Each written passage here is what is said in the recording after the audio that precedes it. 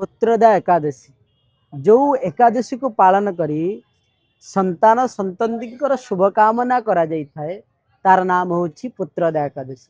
संतान संतति न प्राप्ति होते यदि एकादशी करती ताले संतान संतति प्राप्ति हो जाती।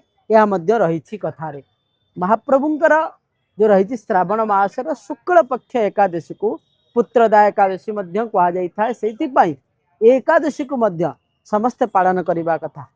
पुत्र मानकर आयु आरोग्य प्राप्ति पाई एकादशी को पालन करा जाए। अनेक धार्मिक मत रही एकादशी आम कहीं पालन करा पुणी एथर एकादशी कौन है ना रवि नारायण व्रत सहित संयोग रही क्या रविवार रे यदि एकादशी पड़ला तारे से कहुई रवि नारायण व्रत होता है।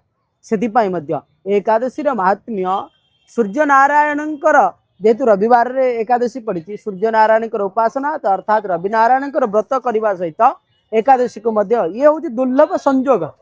ये हूँ दुर्लभ संयोग पुणी पुत्रदा एकादशी कहीं रवि नारायण व्रत जो कराए से हूँ केवल शरीर आरोग्य पुत्र संतान आरोग्य व्रत करा जेहेतु ये पुणी एकादशी ऐसा तिथि परामपूषा ये तिथि संपूर्ण भाव में भिन्नता रही। ये तिथि पुणी एकादशी जेहेतु पड़ी रवि नारायण व्रत सहित पुत्रदा एकादशी अति दुर्लभ संयोग से व्रत मंदिर आउ कौ दिन नुह आज ही महाप्रभुंकर एकादशी नीतिकांति पालन करपरी भाव बेढ़ा परिक्रमा अच्छी महाप्रभुंकर महादीप उठब ये भाव में अनेक नीतिकांति अच्छी आपण मैंने पालन करूँ। एकादशी को पुत्र संतान संतति नथिले प्राप्ति हेबे ता सहित संतान संतति आरोग्यता को अनेक रोग होची से रोग मुक्ति पाइबे संतान संतति आपण मैंने जानिले निश्चित भाव छाड़ करते। जय जय श्री जगन्नाथ।